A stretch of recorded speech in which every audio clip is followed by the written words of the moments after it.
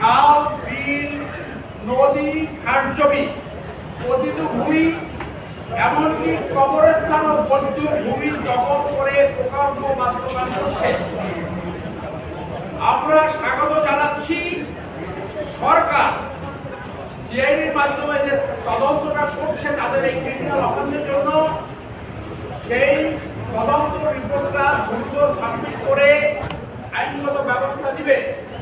এইটা হলো criminal action.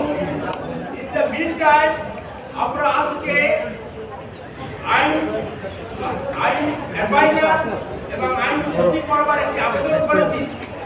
Immediately একটি কমিশন করে বসুন্ধরা গ্রুপের সরকারি জমির মালিকানা কতখানি, ব্যক্তি জমির মালিকানা কতখানি এবং আইনগতভাবে তারা কতটুকু জমির মালিক, এই কমিশন গঠন করে যারা ব্যক্তিগতভাবে ক্ষতিগ্রস্ত তাদের জমি তাদের কাছে ফেরত দেওয়া, সরকারি জমি সরকারি ব্যবস্থা আনা এবং তাদের বিরুদ্ধে ফৌজদারি ব্যবস্থা গ্রহণ করা। আমরা দেখেছি বাংলাদেশের কোনো রাজনৈতিক দল এই বসুন্ধরা গ্রুপকে এখন পর্যন্ত রাষ্ট্রীয় ব্যবস্থাপনায় আনতে পারেনি। রাষ্ট্রের মধ্যে একটি রাষ্ট্র প্রতিষ্ঠা হয়েছে 5ই আগস্টের পরে, এই অভ্যুত্থানের পরে, এই বিপ্লবের পরে এই পরিস্থিতি চলতে পারে না। কোন রাজনৈতিক দল তাদের এই রাষ্ট্রের ভিতরে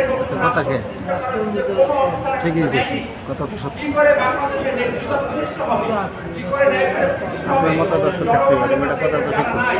এই অন্তর্বর্তীকালীন সরকার, জন আকাঙ্ক্ষার সরকার, তারা ইমিডিয়েটলি আশেপাশে জনস্বার্থ করে এই বসুন্ধরা দুর্বৃত্ত বন্ধ করবে এবং তাদেরকে